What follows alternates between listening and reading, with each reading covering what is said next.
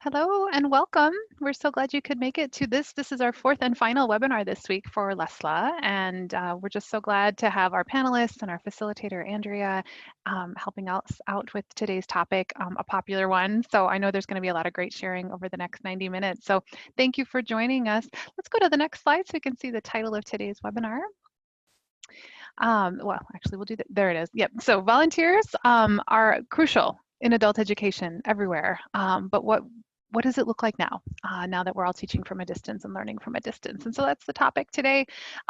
Using volunteers is a complex endeavor in the best of times, but now, of course, all the more challenging and all the more opportunities for volunteers to get involved in helping our LESLLA students learn and excel in things that they're up to and integrating into their new communities. So we're glad to have our panel of people here, and I'll introduce you in a moment. But first, I want to give you just a little bit of an introduction to the Zoom platform. You'll notice that there are a couple of buttons at the bottom. You might have to hover your mouse to find them. One is the unmute and mute button. Looks like everyone has found the mute button, so thank you for that. And that helps us reduce background noise. And then video, at some point later in the webinar, you'll be asked to turn on your video in the small groups, but not yet. When we're in a large group, we'll just invite you to keep those off. If you want to click on participants, you can see who else is here. You can also raise your hand by clicking around your name in there.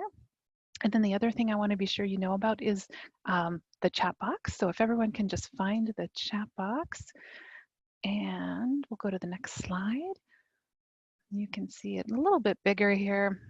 So if we click chat, there's another drop-down menu where you can chat to everyone, or you can chat just to one person in particular. So for example, if you're having any trouble with your tech, if you'll chat to me, my name is Patsy Egan, and I'm the current president of LESLLA, and I work out of St. Paul, Minnesota.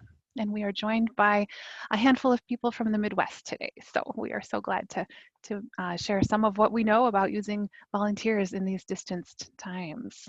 I'm going to turn things over to my friend and colleague, Andrea Eckelberger, who works for Literacy Minnesota.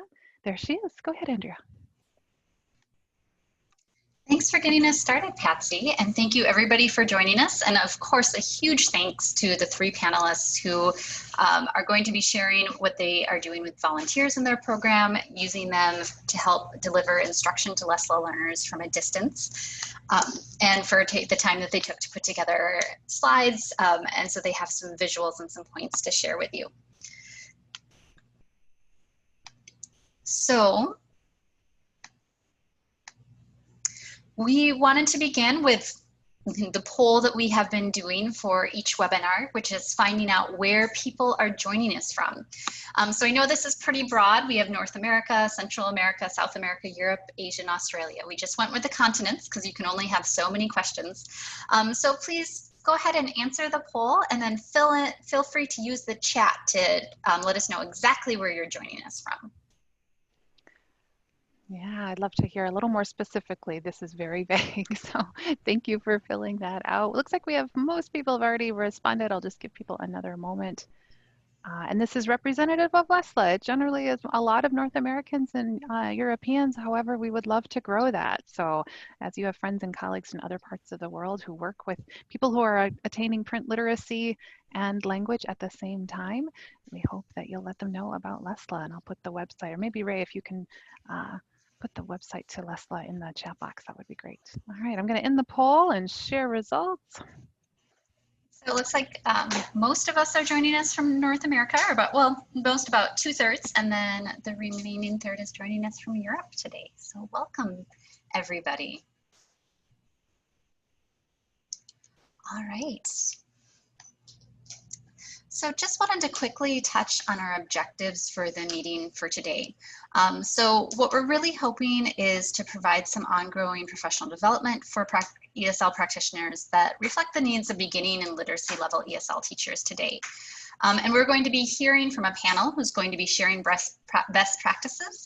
And these are teachers and coordinators who work with beginning and literacy level teachers on how they're developing virtual instruction to those low levels, and in particular, how they are using volunteers.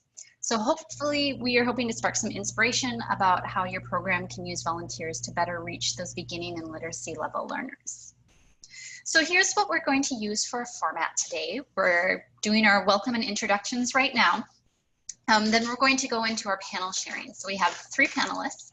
So each panelist is going to have 15 minutes to present, and I'll just give them each a 2-minute warning when we start to get close to that 15 minutes. And then after each panelist, we will have 5 minutes for questions.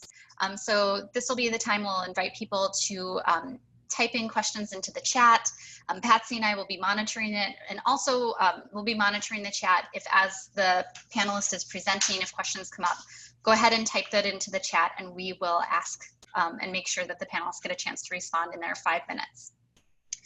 We're hoping to have some time for breakout rooms with some small group discussions to reflect on ideas that you heard from the panel and how you'd like to implement them in your own programming, and also give people a chance to share what you are doing right now with using volunteers. And then we'll come back together for a share out. I'll be inviting some people to unmute and share how they're using volunteers, and we'll do our quick wrap up. So again, just want to say a huge thank you to our 3 panelists who are joining us today to share their experiences and their expertise with using volunteers. As we all know, working with LESLLA learners need a lot of additional support and additional assistance. And sometimes when you have those large classes, it can be really difficult for a teacher to be able to provide everything that learners need. So having volunteers can just really be crucial and make an enormous difference in the quality of education and the amount of time that LESLLA learners are able to get some direct instruction and direct support. So I'm going to invite Robin and Lloyd and Janice to turn on their cameras so you can see who is going to be talking to you. Robin Minturn is the volunteer coordinator, and she is at the Community and Continuing Education Metropolitan School District of Washington Township. And so she is joining us from Indianapolis, Indiana. Lloyd Brown works with Literacy Minnesota, and he is working at the Open Door Northside Learning Center, and he is joining us from Minneapolis, Minnesota. And then we have Janice Bisch. She works at the Hub Center for Lifelong Learning over in St. Paul, Minnesota, and that's where she's joining us from today. So I'm going to stop talking and turn off my camera, and I am going to hand it over to Robin, our first panelist. And Robin, just let me know when you'd like me to advance slides. Okay. Well, I'm Robin Minturn. I work with an adult education program in Indianapolis. My responsibilities include teaching English and coordinating volunteers. Today I'm going to tell you a little bit about my program and how our program uses volunteers. If we could do the next slide. So Washington Township is a public school district in Greater Indianapolis. Its adult education program is currently one of the 3 largest adult education programs in the state of Indiana, as you can see by looking at our staff. Next slide. The adult education classes serve more than 1,800 adults every year. Most of these adults enroll in classes to learn English or to earn a high school equivalency degree. And as you can see, we have a continuum of classes going from literacy classes all the way through high school equivalency. Next slide. In terms of our volunteer program, and I see that Genevieve from Quebec doesn't use volunteers at all. So that's great to have you here. About 5 years ago, our program only had about 15 volunteers. When someone in the community expressed an interest in volunteering, the program director simply placed that volunteer with a teacher. In 2015, the program created a part-time position for a volunteer coordinator. So I work about 5 hours a week doing that. My job was to recruit volunteers, interview and place potential volunteers, and then provide the volunteers with ongoing support. Where do I get volunteers? We have developed relationships with high schools and universities in our community who want to encourage their students to do service learning, and we've also developed relationships with the community at large. Next slide. So we went from using about 15 volunteers 5 years ago to using about 70 volunteers a year now, which is just amazing and wonderful. Andrea, I think we've got a poll. We do. Just one moment. So I'm interested to know of the people who are here, how you've used volunteers in the past, and are you using volunteers currently? All right. You should be able to see that poll now. And just a note to the panelists that you won't be able to fill it out. So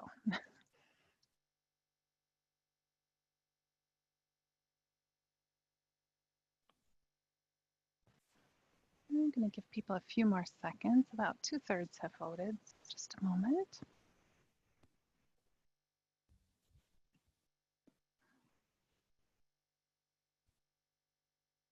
Okay, I'm going to end the poll here and share those results. Interesting. Okay, so this is, oh my goodness. This is great. This is awesome. It's interesting to me to see the difference in before COVID and now. Cool. So glad that you're here. Could I have the next slide? Like all of you, we experienced a huge change in what our classes looked like before and what our classes look like now. Next slide. We also experienced a big change in how we used our volunteers. Before, our program used volunteers exclusively in the classroom. And these pictures give you a bit of a feel for how we use volunteers. As I mentioned, we have high school students, university students, and members of the community. The young man on the left is a high school volunteer. The people on the right are community volunteers. You can see the range of ages. You can see the range of activities. The young man on the left is working with a small group. The person in the upper corner is instructing a student on how to use a computer program. And then the person below is, of course, just working with a small group. Okay, next slide. Now we're using volunteers in two ways. We're using them in virtual classes, and we're using them to provide one-on-one support to students. Next slide. Okay, this is my brain in early April. Because as volunteer coordinator, I needed to figure out how we could continue to use volunteers, and as a teacher, I needed to figure out how to continue to engage my students, and I didn't realize how many different platforms there were. It was a little daunting, and I'm sure you all can empathize with that. Next slide. So when our volunteers became virtual volunteers, we had to go through a process. And the process involved contacting the volunteers to ask them whether they were interested in becoming virtual volunteers.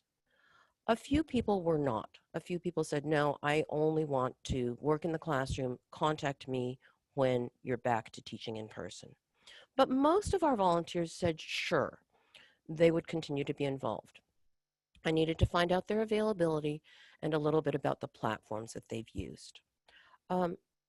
Now, next slides are about what volunteers do.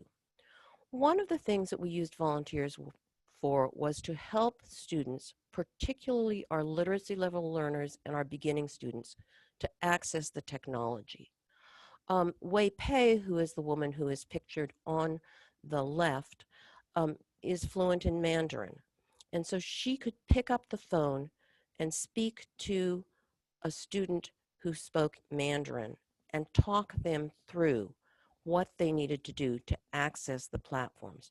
Because quite honestly, that was one of the biggest challenges with our literacy level students and our beginning students. You couldn't send them a document that told them what to do. You really needed that one-on-one support. So we used volunteers who were fluent in the student's native language to assist the students one-on-one. Realistically, we also used family members a lot, and that's the picture that you see on the left. Oftentimes when you are connecting with a student, you would see a family member kind of float in the background and assist. Okay, next slide. So I'm going to talk first about volunteers participating in the virtual classes. Our virtual classes are shorter than our in-person classes. the virtual classes are typically 2 hours. Our in-person classes were 3.5 hours. But there are many similarities between the in-person classes and the virtual classes. In both instances, the class meets together to review things, the teacher does a short lesson, then there's some kind of practice which happens in partners or in small groups, and the class then meets together to wrap up. What we did in virtual classrooms is the teacher would set up breakout rooms, assign a volunteer to each breakout room so that the students always had somebody assisting them. So that obviously takes a lot of volunteers to make that work. But in general, our classes were a little smaller when we went virtual, so it all has worked out very well. Next slide. Some of the advantages to using volunteers in a virtual classroom. The students and volunteers were following the same routine that they were used to before. That is the whole group, then breakout sessions, and then the whole group. It gave the students more practice, and it placed very few technical demands on the volunteers because the teacher was the one who was managing everything. And it just gave everyone this wonderful sense of comfort because we were still functioning as a small class community the way we had before. Next slide. We also used volunteers working one-on-one with students. In this case, the process went like this. First, the teacher found out which volunteers wanted to work virtually with students outside of the virtual class time, and which students were interested in working with volunteers outside of the virtual class time. They also found out what communication platforms the volunteers and students were familiar and comfortable with. Next, the student assigned volunteers to work with students and provided those volunteers with resources and names of students and contact information for the students. Finally, the volunteer contacted the student and set up a mutually convenient time to work together. Next slide. As we've mentioned, there's multiple communication platforms, and we just let the students and volunteers choose which communication platform they used. Some volunteers simply called the student and they talked over the phone. Other volunteers used Zoom or WhatsApp or other applications. The application that they used had an impact for what they could do. If they were talking over the phone, they could do conversation, but they couldn't do reading unless the teacher provided them with hard copies of the reading materials. In contrast, if they were using a platform like Zoom and the volunteer was comfortable sharing their screen, then they could use online reading resources. Next slide. One of the main activities that volunteers worked with in terms of the students who are in the literacy level classes was reading. And we used resources like the Bow Valley Readers, the Literacy Minnesota ESL Story Bank at the pre-beginning level. Next slide. Another activity that the volunteers did when they were working one-on-one with students was helping students to practice skills. Our program uses Burlington English, and with the low-level learners, we use Burlington Core Basics. It has some very useful activities to practice phonics and word recognition. Next slide. What are the advantages to using volunteers to practice one-on-one with students? Well, obviously it gives the students more practice. The practice can be tailored to the individual student's need. And really, the students absolutely love this. When I was talking with students about starting classes again, they were asking questions like, do I get to keep my volunteer? Do I get to keep working with this person? So they really enjoyed the individual attention. And I think the volunteers also found it very rewarding. We did not set parameters in terms of how often the students and volunteers met, And I was startled. In some instances, they were meeting 3 times a week outside of the virtual class. So it clearly was giving the students more practice. Next slide. Some things to remember. Using volunteers takes time. You may need to train the volunteer. Um, you may need to provide the volunteer with resource material. And it's important to just kind of monitor how things are going, because in some instances, the students drop the ball. In other instances, the volunteer dropped the ball. And of course, it's always important to show appreciation for your volunteers. In the virtual classroom, thanking the volunteer can provide students with great ways to practice their language skills, having the students greet the volunteer, having the students thank the volunteer. And what I'm showing you on the screen right now is an example of what one of our teaching groups did. They were so creative, they had the students write thank you in their native language and then use that to create these wonderful mugs. They're awesome. Okay, next slide. In conclusion, I want to share some thoughts from Mary Lou. She's a colleague who teaches our literacy class. She excels at teaching phonics. She told me when I asked her about using volunteers, and she has a class of 10, and she has 3 to 4 volunteers in her virtual class. And her comment was, I don't think our class would be as successful without our volunteers. And she goes on to explain, and if we could play Mary Lou. They bring a sense of fun and delight to the students, but more importantly, they add an extra set of hands to provide more practice time for students. And that is invaluable, especially at a literacy level, when it's so critical to be reading as much as possible, practicing letters and sounds as much as possible, reviewing vocabulary words as often as possible. So what they can do is provide the extra practice time that as one teacher we can't do. And I am so grateful to them. The other thing they do is they create the community of the classroom. So when we're working at a distance, they are the link. Every week, once or twice a week, they are talking to students. And that link helps keep, that connection helps keep the students then engaged in the class. And they feel that they still can continue to grow as English learners, even though we can't come together in the classroom.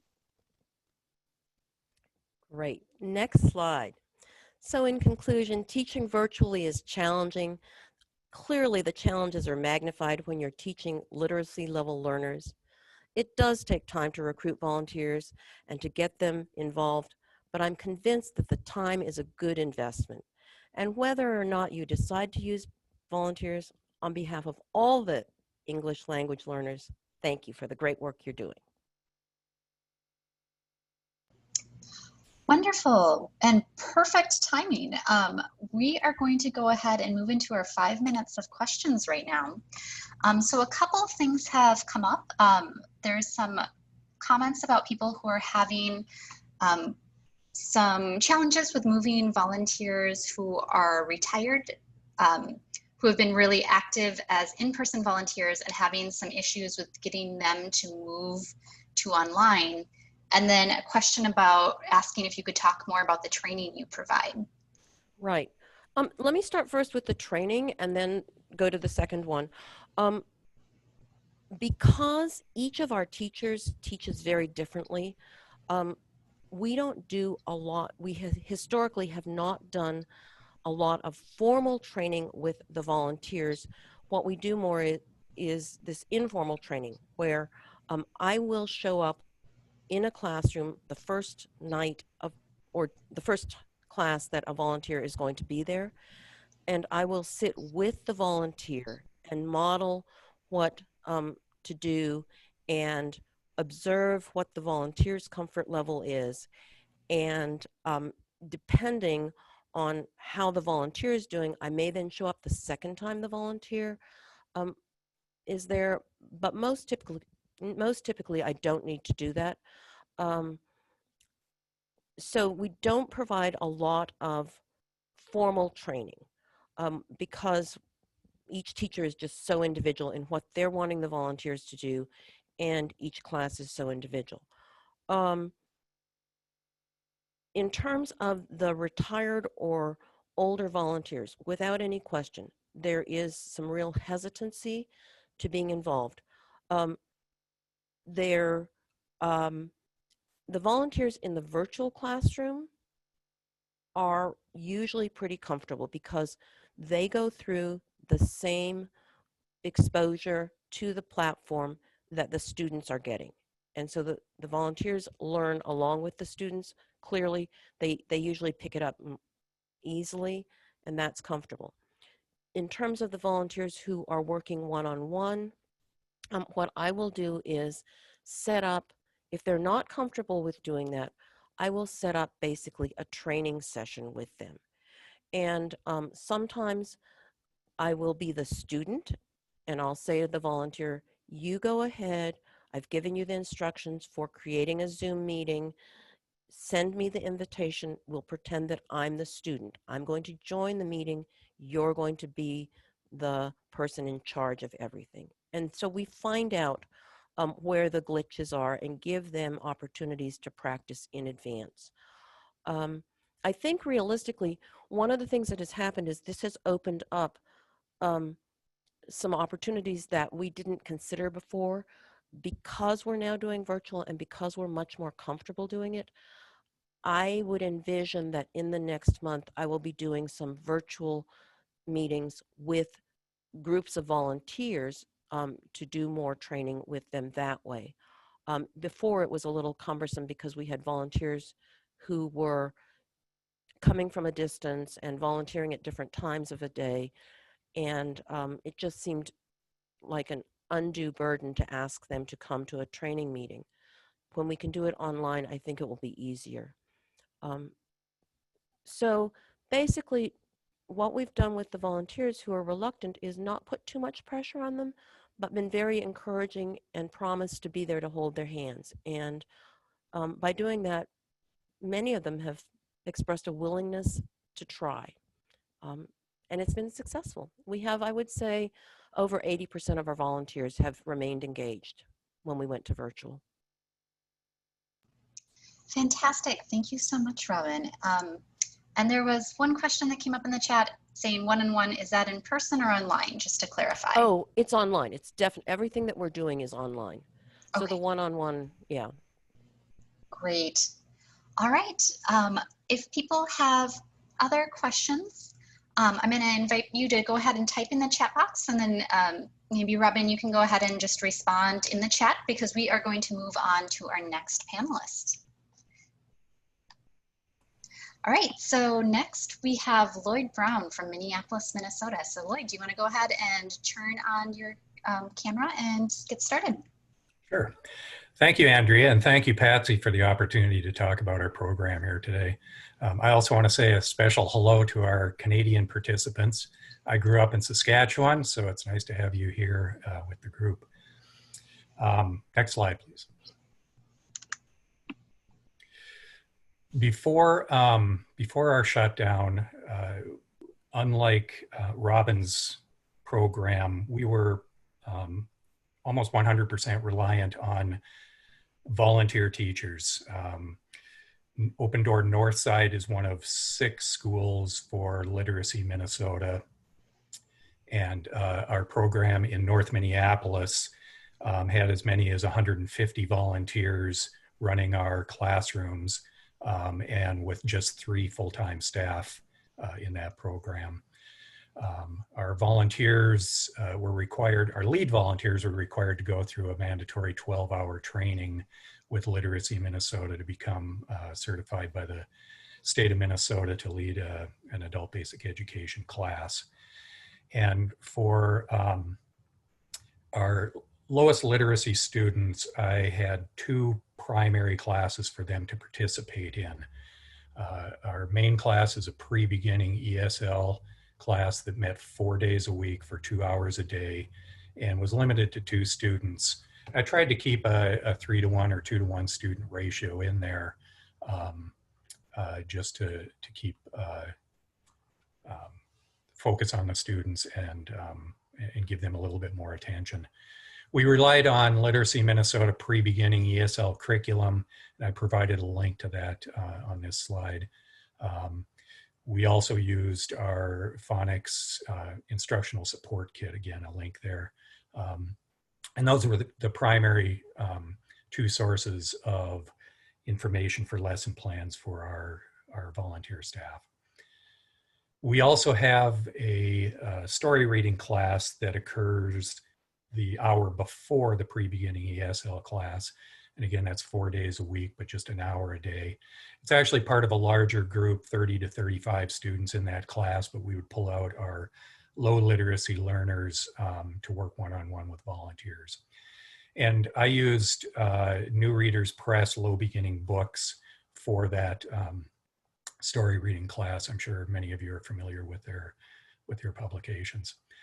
We're also fortunate in Minnesota to have in our backyard an organization called Panda Minnesota, and they provided quite a bit of assistance in our low literacy class. Occasionally we'd have students who come in that we'd suspect have a learning disability and might need some additional resources. Panda helped with that. They also helped with providing manipulatives and other classroom materials that could help our teachers. Next slide, please.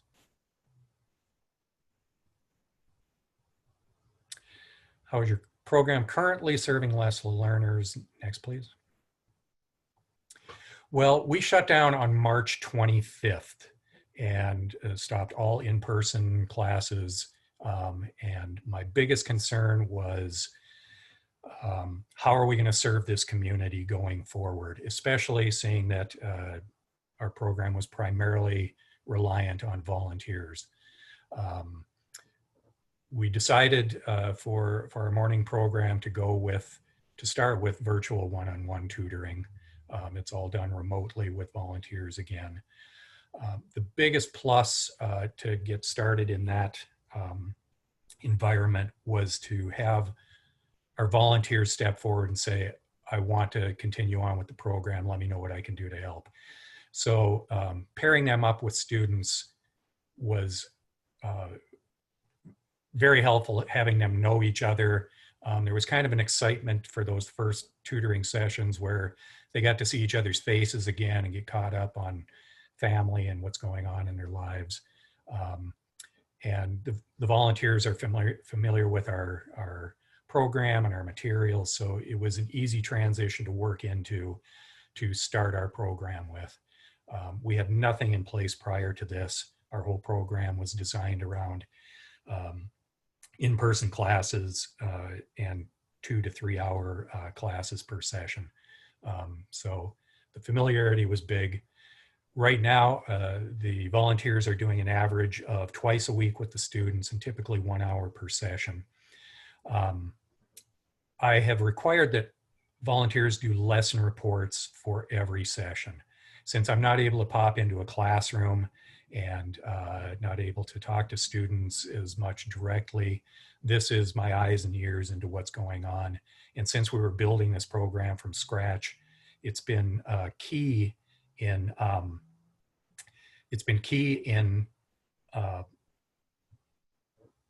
letting me know what's going on with these volunteers and anticipating problems that can be solved as we figure things out and expand the program. To date, we've had over 600 tutoring sessions, and that includes 124 sessions with the low literacy level 1 learners. We have standardized on 2 platforms, Zoom and WhatsApp. Almost all of our students are familiar with WhatsApp. The students that do have the technology and have some assistance and training to use Zoom, we prefer to use that.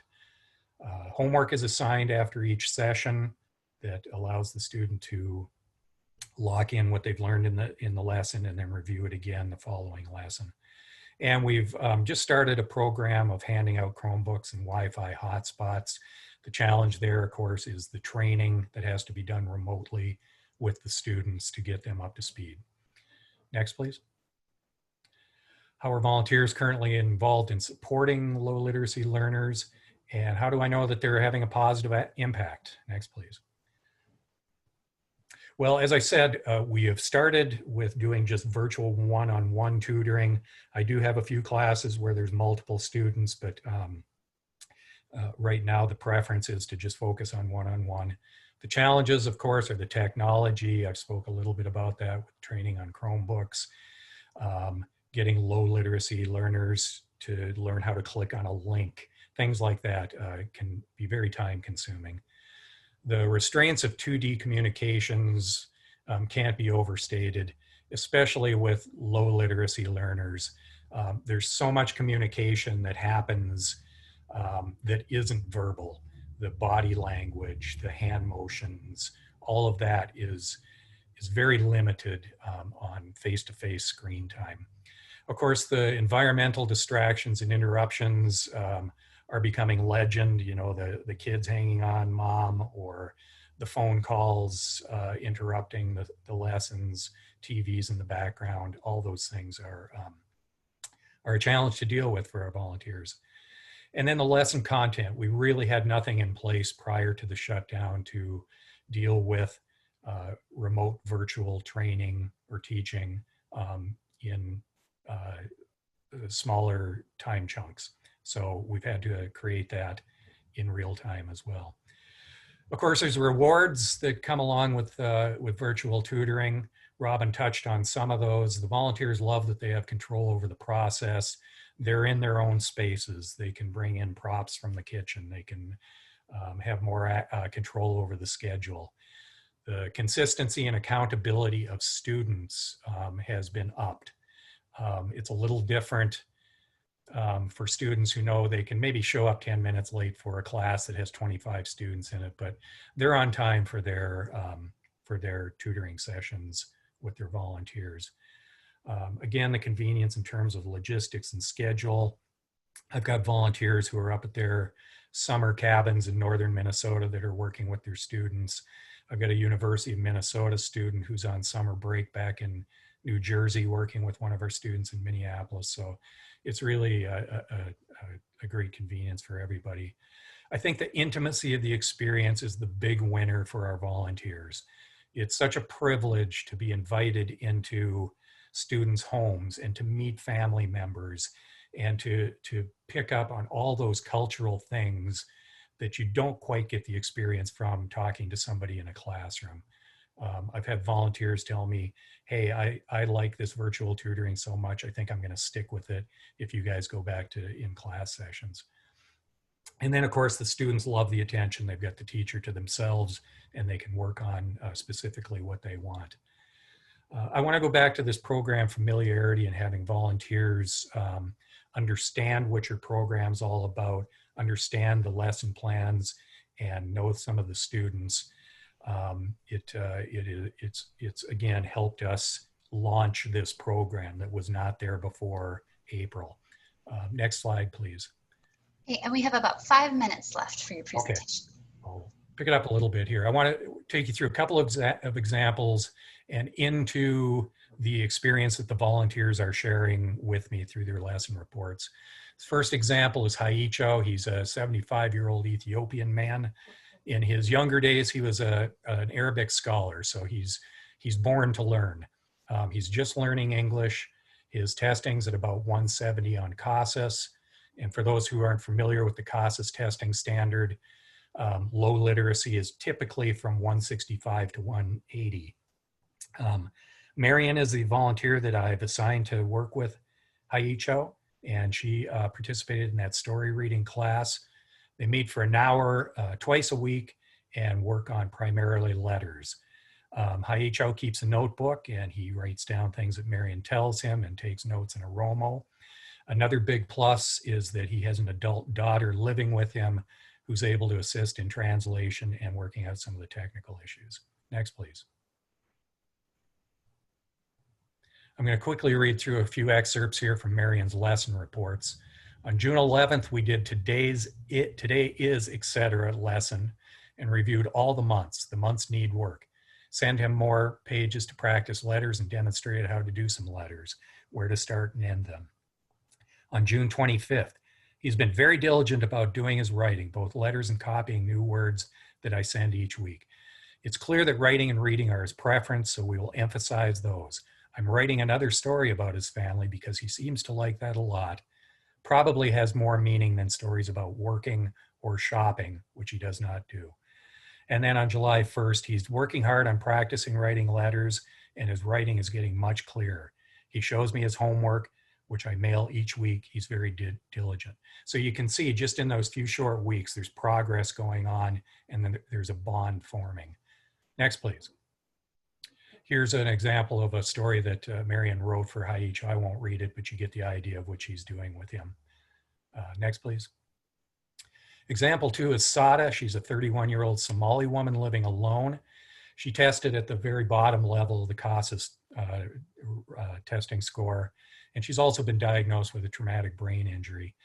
Anne is a veteran volunteer with us who led the Tuesday pre-beginning ESL class.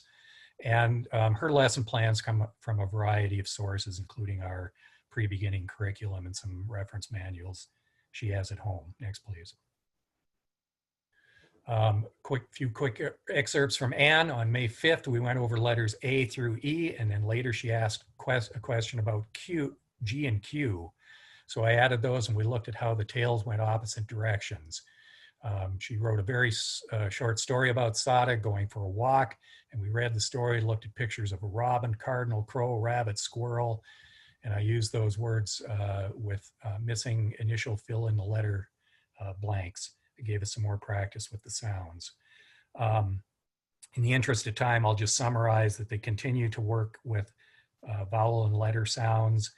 And the interesting thing that I see from these lesson reports from Anne is that not only the student is making progress, but the teacher is making progress too. They're both adapting to the environment, the lesson plans, and each other's styles. So it's encouraging to see how both are progressing. Next, please. And lastly, for example 3, I want to introduce you to Halima. She's a 36-year-old Somali woman, married with 7 children. You can imagine the distractions that go on during those sessions. She's testing at 178 on CASA, so a little bit higher in the beginning literacy. Ian's a volunteer who has been with us for a short time and participated in the story reading class. I send Ian a lesson each week from New Readers Press low beginning books, and they work for an hour 3 times a week. I'm sorry, it's a little hard to see these pictures, but I wanted to give you an idea of just how much progress can be made in a short time frame. In this example, it's about 6 or 7 weeks. You can get an idea of Halima's penmanship on May 1st, where the spaces aren't quite there, stacking the letters on the lines isn't quite there, no punctuation, capitalization. And if you look at June 17th, I was just floored at how much progress she's made in just penmanship, letter development, spacing, punctuation, capitalization. It's really an encouraging thing to see. Next, please. And actually, this is Ian working with Halima in that picture. I didn't plan this. Thank you, Andrea. About 1 more minute, Lloyd. Okay. We've got lots of questions. Okay. The great thing about this too is they're both working on their phones, so that's even more amazing. Next, please. We give access to our volunteers of all our curriculum, our Literacy Minnesota workshops. We have 15-minute videos created by staff that they can lean on, and they have the option of participating with our paid staff teachers in larger scale classes. Next, please. With takeaways, I would advise starting with higher literacy students. If you're just starting a program, the communication between you and the learners is so critical during that point, and you can get your processes in place. Having that familiarity, having staff involved in assessing students and doing some trial lessons, set the expectations low. You can probably take 10 points off a student's literacy level when you move to this virtual world. Helpers in the household is great. Require those lesson reports. And then ask if you can observe the classes. the highlight of my day is if I can pop into a virtual tutoring session, see the volunteers, see the student's face, encourage them, observe a couple of lessons, and just keep everybody going with it. So thank you for listening to me, and I apologize for the busy slides. I knew this presentation was going to be distributed, so I thought I'd put a little bit more detail and some links in there for you. And I can take questions if you have any. So the first question we had was somebody wondering if you would continue to do work with Panda during the pandemic and doing online teaching, because they've had some students having trouble accessing online classes because of vision or other physical differences. Yes, Panda's actually reached out to me and said that they're available to help out if we have those situations. We are taking new students. We are taking new volunteers. I've added 15 brand new volunteers to our program since June. Yeah, to answer the question, Panda is still a resource that we lean on. And could you speak a little more about the requirement for a student to receive the devices and the funding for the Chromebooks and Wi-Fi hotspots? Sure. Minnesota has received some federal money, and I think they put together some state money to put together these programs. Each county seems to have responsibility for how those funds are distributed. In Hennepin County, they're handing out Wi-Fi hotspots and using us as a partner to do that. The Chromebooks are coming from private funding, and we do those as needed basis. If students are struggling with using their phones or WhatsApp and can benefit from using Chromebooks, we have made those available. And then what kind of homework are you assigning or are volunteers assigning? It comes from their lesson plans. They will have students practice writing the vocabulary or the letters in Haicho and Saada's cases, working on their penmanship, maybe practicing reading the stories, for example, that Marion is creating with her adult daughter, with Haicho's adult daughter at home, and then coming back the next session and reviewing what they did in between sessions. And then one final question, wondering about what the average age of your volunteers is. Oh, wow. It goes from 18-year-old college students all the way up to, I think the oldest volunteer we have is in her early 80s. I take that back. In the virtual world right now, I think we definitely have people in their 70s doing volunteer work in the virtual classroom. Thank you so much, Lloyd. I did not see any other questions, and actually we are right at time, so perfect timing. Thank you, everyone. And if you want to go ahead and take a look at the chat now that you're wrapped up, there are some questions about sharing if people would be able to use those pictures as they're doing trainings for volunteers and trying to, I think, convince volunteers to get on the remote tutoring bandwagon. Right, so we're going to move on to our final panelist. So Janice, I'll let you go ahead and turn on your camera and turn on your mic and get started. Yeah. Hi, everybody. My name is Janice Bisch, and I am a teacher at the Hub Center for Lifelong Learning, which is part of the St. Paul Public Schools ABE program. And my main class that I teach is a pre-lit class, and that if you're familiar with CASAs, that's a 180 and below. And I've been doing that for about 5 years plus. So next slide, please. So before the pandemic, I was in the classroom as the main teacher, and we would have, depending, we would have between 12 and sometimes up to 25 students in a classroom. And I used volunteers in a variety of ways. Most volunteers would do classroom assistance where they were floating and helping students as needed. Some volunteers also did pull out where I would provide materials for them to work with students who had particular needs, and then they would pull them out of the classroom to work with them. And then I also did some small group work. So volunteers who had been with me for a longer period of time, we would split into 2 groups, and I would take the lower students, and then the volunteer would take the higher level students, and I would provide the materials to work with those students. I've worked with quite a few volunteers in the classroom, and I think it's really provides extra support for these low-level students who really need it. And so I've had college students in various college programs, I've had seminarians, and I've had other community members. And next slide. And my current volunteers who worked with me before the pandemic and who are still working with me now are Pat Garter and Martha Crone. And they have both been with me for at least 3 years. And as a matter of fact, they are the 2019 Literacy Minnesota Volunteers of the Year. That's how awesome they are. And I consider us to be a team. Thank you. Next slide.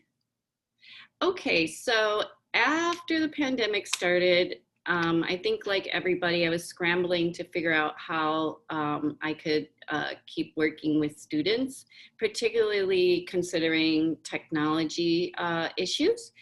And so I stuck with my theme-based lessons, and that involved reading, writing, listening, and speaking. And so what I did was I mailed out packets of material each week to all the students.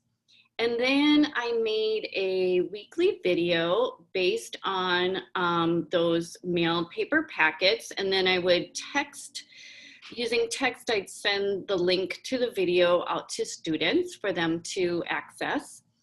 And that was great because then they could watch those videos over and over again and use their mailed paper packets and do the material that way.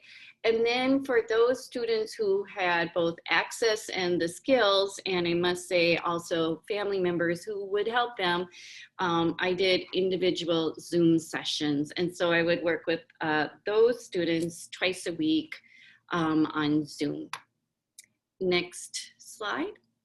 And so once I got established with what I was doing, which took a while, the volunteers then started to work with the students as well. And so I decided to have them do supplemental work, which was alphabetics, phonics, and reading. So I didn't have them connect with the theme because I thought that would end up getting really complicated. So again, I had them use these supplemental materials that I'll show later. And so they did individual Zoom sessions with students, and then they would do them twice a week. So the way that it would work out is that I would be doing twice a week with the student, and then they would be doing twice a week with the student. So that student would end up getting 4 times a week of learning. Next slide. And so positive impact. So from the volunteer perspective, both volunteers mentioned that they really enjoyed the work that they were doing with their students online. And here's a quote from Martha Crone, one of the volunteers. "I love working with Hinda," that's about the student she worked with. "I look forward to it every week. She is reading with much more fluency and confidence." So as you can see, that was a really great experience. And also she was able to see the student progress. Next slide. And also I talked to both of the students who were paired with the volunteers, and they both felt that they were helped by this, this working with the volunteers, and it had improved their skills. Next slide. So setting this up, the initial training I felt was really important. My volunteers were very nervous and hesitant at first to be in an online environment. So we had an initial meeting where we met on Zoom, and I talked them through the routine that I wanted them to do and expectations, and showed them the materials that they would be using, and then just also showed them how the technology would work that they would be using. And then the next thing I did is I made a video of the routine. So I did have a routine for them to use. And so I showed that in the video, so then they could refer to that. And Martha mentioned that she watched it multiple times so that she would feel comfortable when she got online with the student. And then I also had them observe. And so I worked, I think we did it twice. I worked with the students with this routine, with the materials, so that they could, again, the volunteers could again see how that was going to work, what the routine was, and especially they were interested in how the technology would work. And so they got to see that in a live situation. Next slide. Ongoing support. So the first couple weeks after they started, I had a Friday meeting, and if they needed help, they could let me know that they wanted to meet. And so they did that the first couple weeks, and that was really helpful. They had questions, and so I was able to support them in that way. And then ongoing tech support. As we know, tech problems just pop up, and so the volunteers needed extra help. And so Ruth Rodriguez, our volunteer coordinator, did this tech support for them.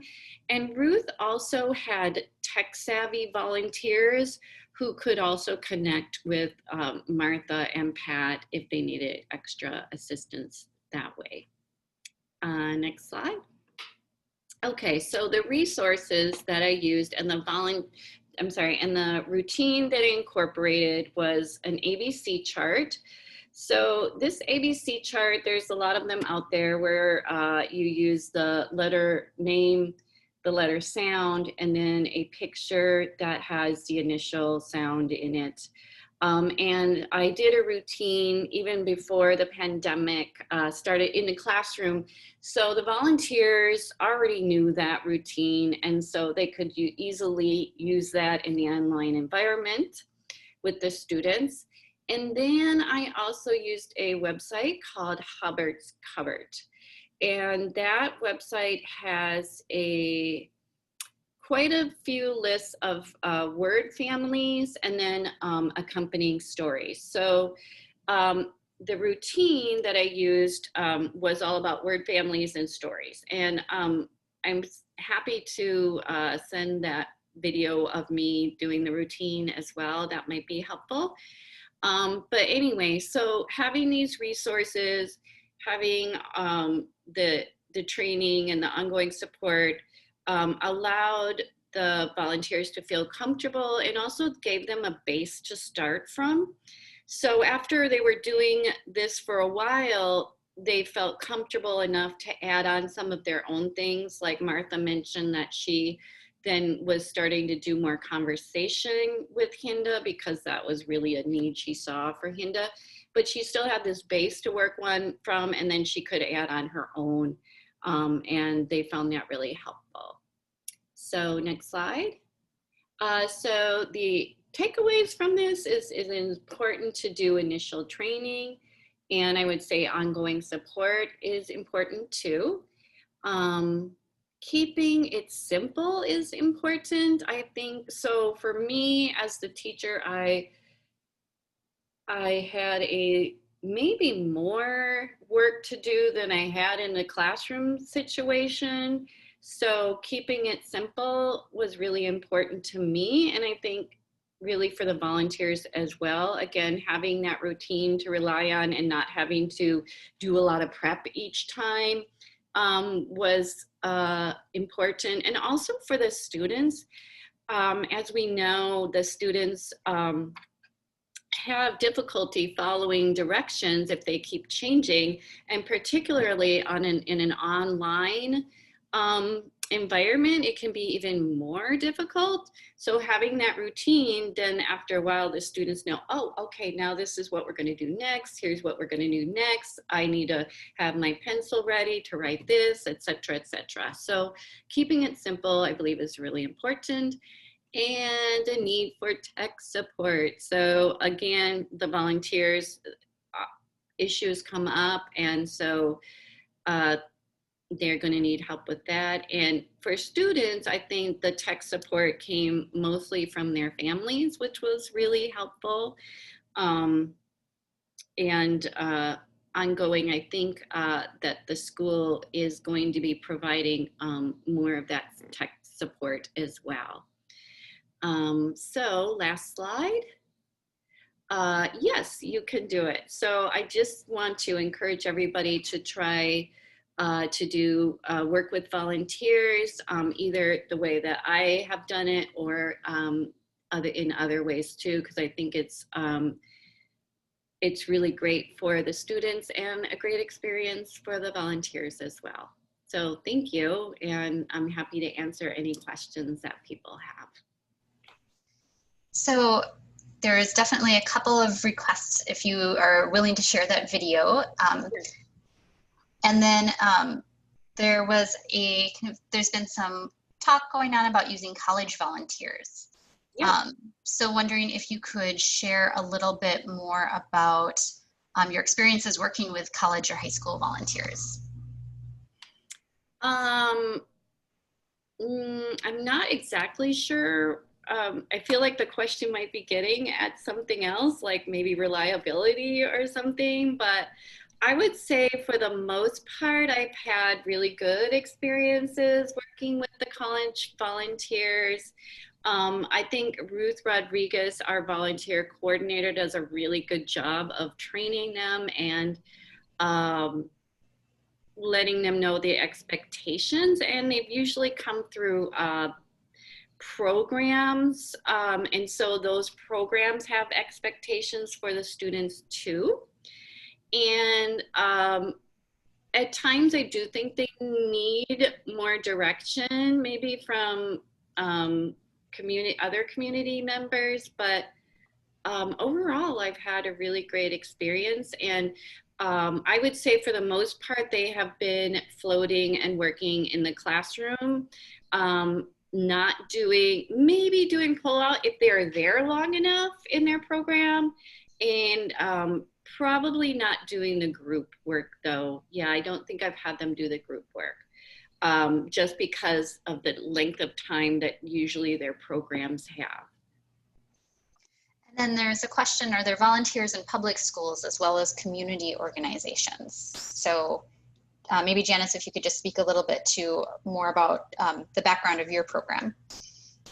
Sure, we are under the public school umbrella. We're part of the St. Paul Public Schools, and yeah, definitely have volunteers. So we as teachers have ABE license, and so their volunteers are working to assist the teachers in a variety of ways. And so we definitely have them working with us. And again, we have a volunteer coordinator who does a great job of training and placement. And would you be able to speak, I know you said you'd be willing to share that video, but would you be able to speak a little bit more about the routine that you have the volunteers doing, that phonics routine? Oh, sure. So what I have them doing is, it's just a step-by-step. And so it would be something like if the word family for the day is like at, then you would do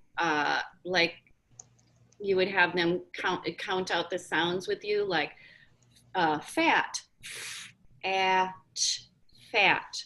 And then I do it again. And then I would I would write it down and maybe like say fat, and then I'd write it, or maybe they could spell it out if they could, write it down and tell them not to write yet. And so then we'd write, you know, fat, F-A-T, and then cat, and then mat, and then hat. And then the student would read that. And then the next part would come with, I would say the word, we would sound it out together, and they'd have to write it on their notebook. And then they would show that their work and read it back. And then go to the accompanying story. And depending on where the student was at, it might be, you know, the volunteer reads it and then the student reads it, or maybe the student could read the story on their own. And then at the end of the booklet, these stories, then there was also the list again of the words that they, the word family, and then they would read those words again. And I have to say that the stories also have high frequency sight words. So it might involve learning those sight words as well before getting into the story. But I'm happy to share that video. Mm-hmm. Yeah, it sounds like there's a lot of interest. If you would be willing to share that link to that video, people would really like to check that out. Sure, happy to do that. All right, thank you so much. So we are going to move into some small group discussions now that everyone's had a chance to hear from the three panelists. So we are going to go into breakout rooms. You'll have 3 to 4 people in your room, and we're going to do 8 minutes in the room with a 2-minute warning to come back. And so while you're in the room, I'm going to have people talk about 2 questions. And the first question is, what are 1 to 2 takeaways from the panelists that you would like to try in your program?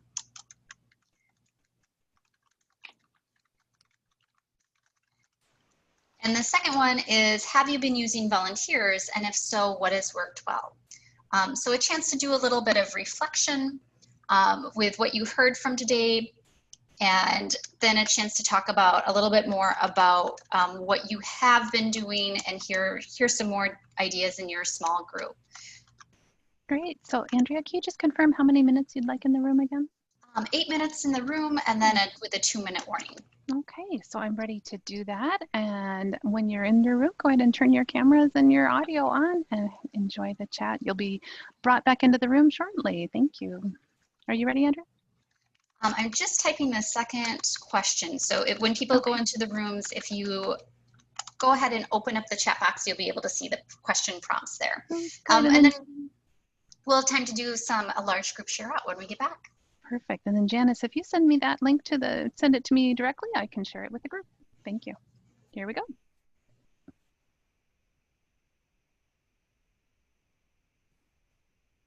To do a chance for some large group share out, and I was going to call on a couple of specific people that I had talked to previously about how they're using volunteers in their program. So Allegra, I see you're here. Would you be able to unmute yourself, and if you'd like to turn your camera on and share how your program background and then how you're currently using volunteers?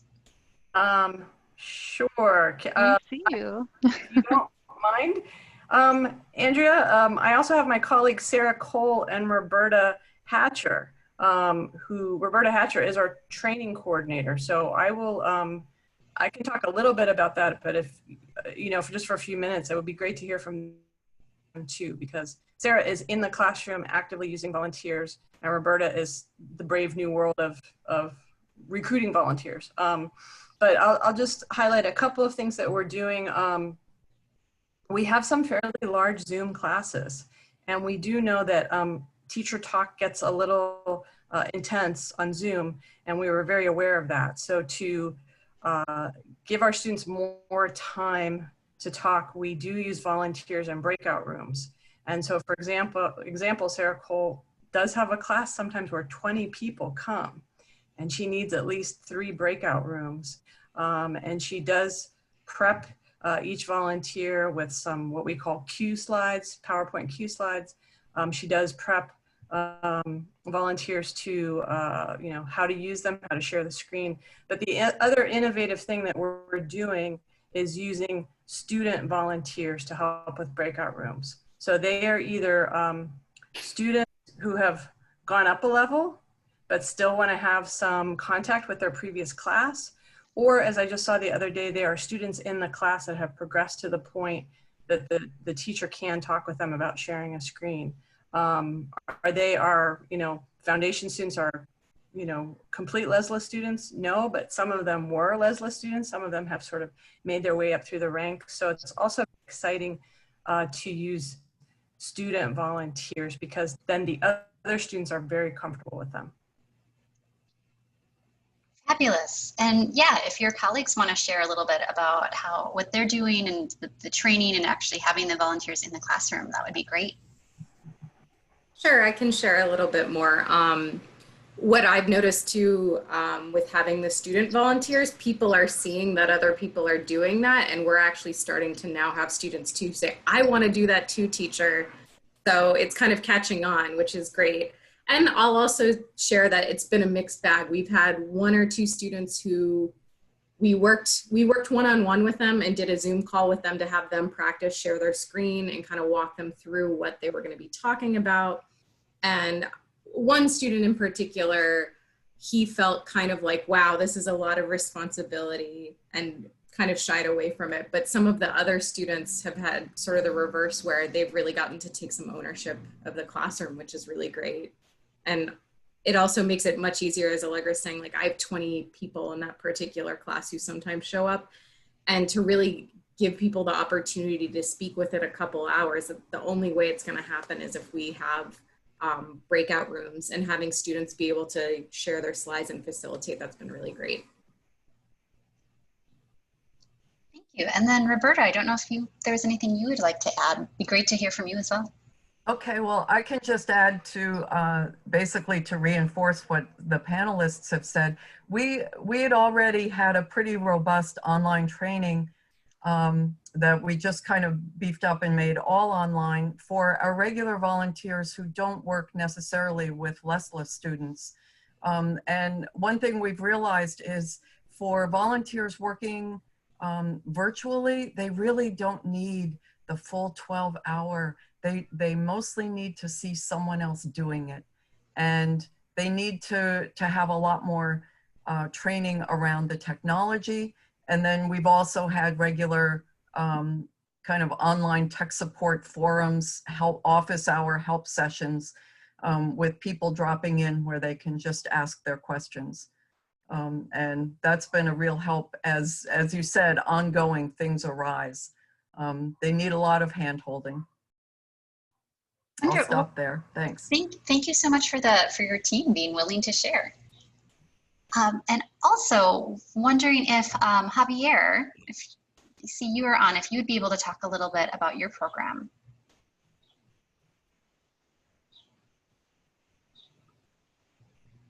Oh, and he was here and now I am not seeing him.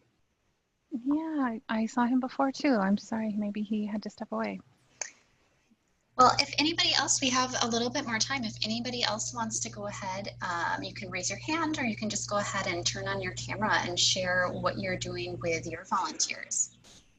And you can raise your hand by opening the participants tab at the bottom of your screen, and then next to your name, you should be able to raise your hand.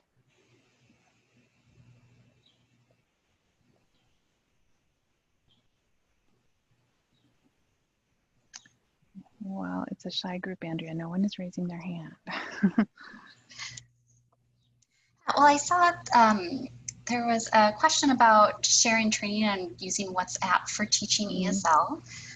So if people aren't familiar with Literacy Minnesota, that's the organization I work for as the ESL training coordinator. And we have moved all of our trainings to online in a hurry. And one of the trainings that we're offering, one of the advantages is that we can now have people join us from all over. It doesn't have to be just the local programs in Minnesota. So I'll share a link in the chat box to the trainings, to the training calendar. And if people want to join, one of the trainings we have is specifically on using WhatsApp to be able to do speaking and listening practice with learners. And that's something that works, we found, and other programs have found, works really well for literacy level learners. They tend to be very familiar with it. And there was a question about using your own WhatsApp number. I do some volunteering, I use my number, but we also have a lot of volunteers who have created a Google Voice number, and then you're able to create a dual app, a second WhatsApp on your phone, and can use that as the number for tutoring. So I can go ahead, I have instructions for that, and I can go ahead and include those in the notes, and then definitely encourage people to check out the upcoming trainings we have at Literacy Minnesota and see if there's anything that interests you that you'd like to join. I have scheduled a few for doing literacy level instruction.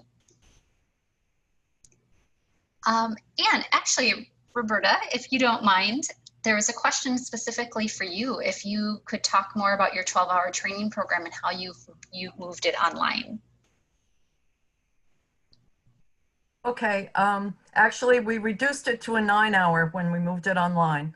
And it was partly done in conjunction with the Pennsylvania Department of Adult Education, where they had, we worked with them to create some modules for tutors throughout the state. But then to that, we added just a video of our in-person training that we then broke into theme-based clips like vocabulary, pronunciation, grammar, etc. And we used a free platform called Thinkific, thinkific.com, where you can create your own online training. And we incorporated some modules as well as our videos and put in some quizzes and reflection questions. We've added a little bit now to it just from making videos from home, a little additional explanatory stuff. But that's what we did. If anyone wants to ask questions directly to me, you can reach me at rhatcher, R-H-A-T-C-H-E-R, at literacypittsburgh.org. I can put that in the chat. Great, thank you so much, Roberta. All right, yep, and I see Ray just put the upcoming trainings at Literacy Minnesota. Yes, that's the site that you would want to go to. Right, and then is there anybody else who would like to share?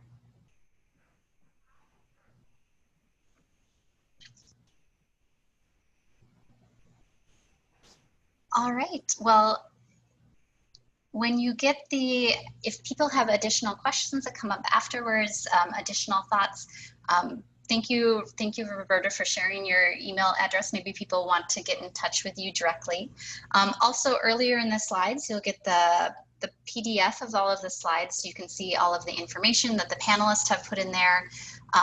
And the panelists have all very generously shared their email addresses. So if you have specific questions for the panelists that didn't get addressed, or if you're cognating on this later today and you come up with a question, feel free to go ahead and send people send the panelists a follow-up email as well. All right, so I'm going to turn it back over to Patsy to wrap us up today. And it looks like we're going to wrap up right on time. Right on time. That was impeccable. Thank you, everybody. I just want to thank Andrea and all the panelists for all of the insights that they shared, as well as everyone who contributed to the chat or in your small groups. It takes a village to get this work done well, and we have that village here with LESLLA. So just a reminder, we were supposed to be in Malmö, Sweden this week, and while that didn't work out, we were able to get together virtually several times this week. And then that conference has been moved to 2021. So fingers crossed that we'll be in a place where we're able to travel again by next August. So hold 11th through 13th of next August to go to Malmö with us. I think in the next slide then.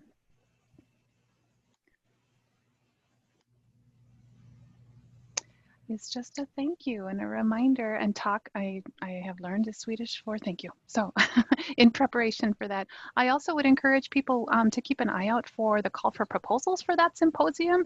There are so many great things being shared here and such important work. Please don't keep it to yourself. Consider submitting a proposal so that you can join us in Sweden and share your work with others so that we can all do more and do it better. So materials will be on the website shortly. I've shared that a couple of times, but Ray, if you want to jot that down one more time for people so they know which where to click so they can get the materials, not just to this webinar and the notes that we took and all the links that we compiled, but also from yesterday's digital isolation webinar.